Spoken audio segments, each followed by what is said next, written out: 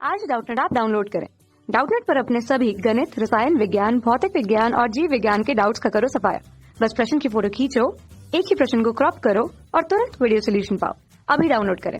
Hello दोस्तों, हमारा प्रश्न है कसी हुई डोरी में अप्रगामी तरंग किस प्रकार बनती है। कंपन की विभिन्न विधाओं का वर्णन कीजिए तथा प्रस्पंद व निस्पंद की स्थितियां बताइए। ठीक है, तो देखिए यहाँ पे कि ये एक रस्सी है जिसकी लंबाई हमने एल मानी है। ठीक है, और इसके लिए हम अलग अलग विधा पे हम देख रहे हैं। ठीक है, तो देखिए यहाँ पे पहले ये हमारी क्या है, ये मूल विधा है।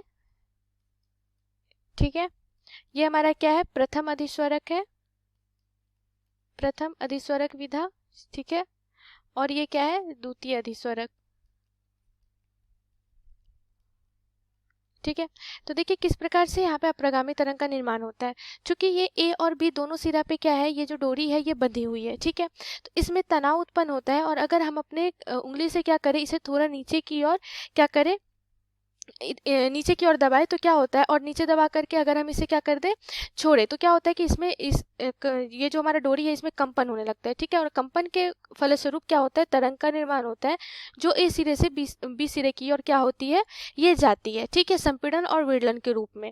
तो यह क्या होता है कि जब यह बी सिरे पे पहुंचती है तो चूंकि ये क्या है, परिबद्ध सीमा है, तो यहाँ से फिर तरंग क्या होती है, वापस टकरा करके लौटती है। और टकरा के लौटने में क्या होता है कि उस तरंग के कला में पाई का परिवर्तन होता है। ठीक है, कितने का परिवर्तन होता है, पाई का। पाई का मतलब है कि जो संपीड़न थी वो विड़लन बन के लौटेगी और जो विड़लन थी वह संपीड़न बन के लौटेगी। और दोनों के अध्यारोपण से क्या होता है, अप्रगामी तरंग का निर्माण होता है कुछ इस प्रकार से। ठीक है, जहाँ पे अप्रगामी तरंग बन रहा है तो निस्पंद और प्रस्पंद दोनों आएंगे। ठीक है, निस्पंद क्या होगा कि जहाँ पे तरंगों का जो आयाम है, तरंग के कणों का आयाम क्या हो, शून्य हो, और प्रस्पंद जहाँ पे तरंगों के कणों का आयाम अधिकतम हो। ठीक है, तो जो तनी हुई डोरी होती है, ठीक है, दोनों सिरे पे, वहां पे जो प्रस्पंद बनता है वह इस तरह से हमें बीच में प्राप्त होता है। ठीक है, और दोनों सिरों पे हमेशा हमें क्या प्राप्त होता है, निस्पंद प्राप्त होता है। ठीक है, अब देखते हैं प्रथम अधिस्वरक विधा में समान डोरी हम ले रहे हैं। ठीक है, तो दोनों सिरे पे हमें क्या प्राप्त होगा, निस्पंद प्राप्त होगा, और बीच में भी अब हमें एक और निस्पंद प्राप्त होगा। ये हमारा प्रस्पंद है और ये भी हमारा प्रस्पंद है। ठीक है, क्योंकि यहाँ पे कणों का आयाम क्या है, अधिकतम है। ठीक उसी प्रकार द्वितीय अधिस्वरक में देखें तो दोनों सिरे पे हमेशा क्या है, निस्पंद है।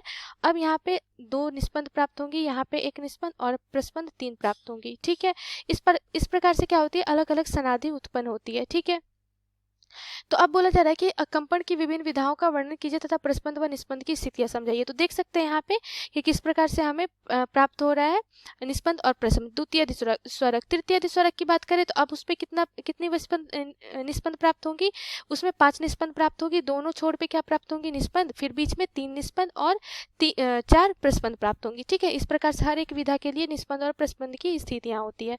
इसके लिए हम मूल आवृत्ति की गणना भी कर सकते हैं मूल विधा के लिए। तो देखिए एक निस्पंद, दो क्रमागत निस्पंद या दो क्रमागत प्रस्पंद की जो बीच की दूरी होती है वो क्या होती है, λ/2 के बराबर। तो L बराबर क्या लिख सकते हैं हम, λ/2। तो यहाँ से लैम्डा बराबर कितना हो गया, 2L के बराबर। और हम जानते हैं कि आवृत्ति जो होती है, तरंग की आवृत्ति, वो क्या होती है, तरंग की चाल बटा उसके तरंग दैर्घ्य के बराबर। तो यहाँ पर v बटा लैम्डा का मान कितना हो जाएगा, 2L के बराबर। और v, चूंकि v जो होता है वो अगर डोरी के पद में देखें तो यहाँ पे क्या है, इसके लिए तनाव क्या मान ले रहे हैं हम, t है। ठीक है, और इसका रैखिक द्रव्यमान क्या है, m है। तो v बराबर क्या होता है, √t बटा m के बराबर। तो यहाँ पे v का मान अगर हम रख देंगे तो ये हो जाएगा 1/2L √t बटा m के बराबर। तो मूल आवृत्ति के लिए जो मूल आवृत्ति जो आ गई वो कितनी आ गई, 1/2L √t बटा m। इसी प्रकार हम हर एक विधा के लिए ज्ञात कर सकते हैं। ठीक है, इसके लिए ये क्या हो गई, मूल आवृत्ति हो गई। तो देख सकते हैं यहाँ पे आवृत्ति जो है वह डोरी के लंबाई, उसके तनाव और उसके रैखिक द्रव्यमान पे उसकी निर्भरता है। ठीक है, धन्यवाद।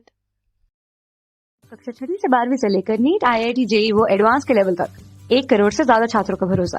आज ही डाउनलोड करें डाउटनेट ऐप या व्हाट्सएप करें अपने सारे डाउट्स 8400 400 400 पर।